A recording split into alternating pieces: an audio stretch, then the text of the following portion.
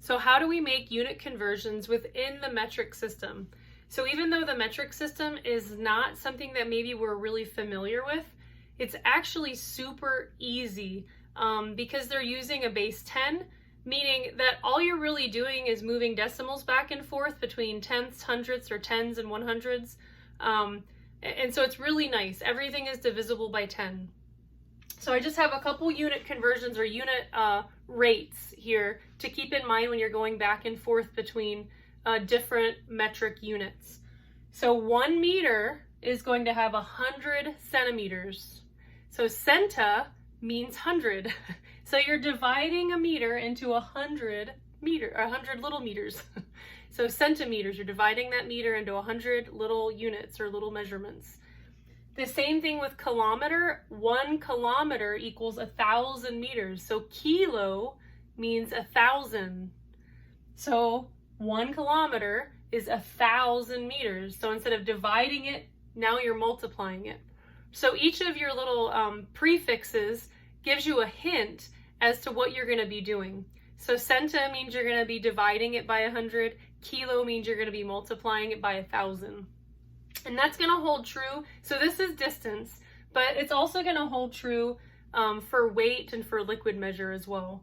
So we have 1 gram.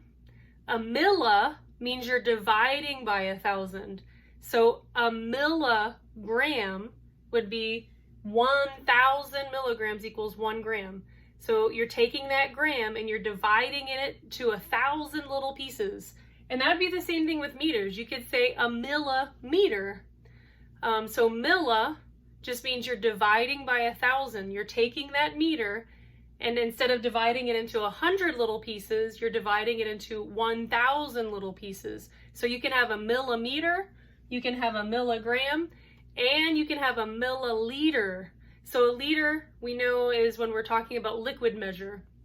So you can get a liter bottle of soda or a 2-liter bottle of soda. Or if you're over in the UK, you buy your fuel, your petrol, by liters, not by gallons. So a liter, 1 liter, is going to be 1,000 milliliters. And this is going to be true with all of these prefixes.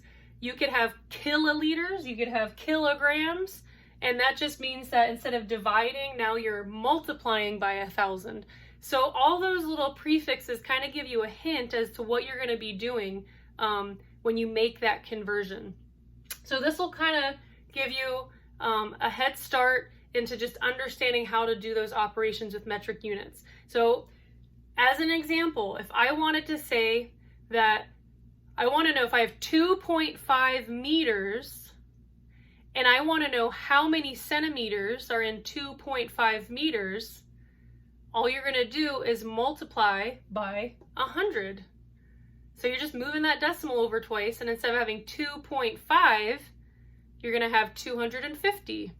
So 250 centimeters are in 2.5 meters. Same thing with kilometers. If I wanted to say that I want to walk 3.75 kilometers, that's how far I want to walk.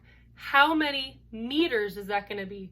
Again, we're just going to multiply by 1,000, and instead of having 3.75, we're going to have 3,750. So in 3.75 kilometers, we're going to multiply by 1,000, and that's going to give us 3,750 meters are in 3.75 kilometers. So all you're really doing with these unit measurements is moving the decimal one way or the other. And so hopefully that'll make it a little bit easier. But our next video is what happens when we're dealing with US measurement and we want to go into a metric measurement.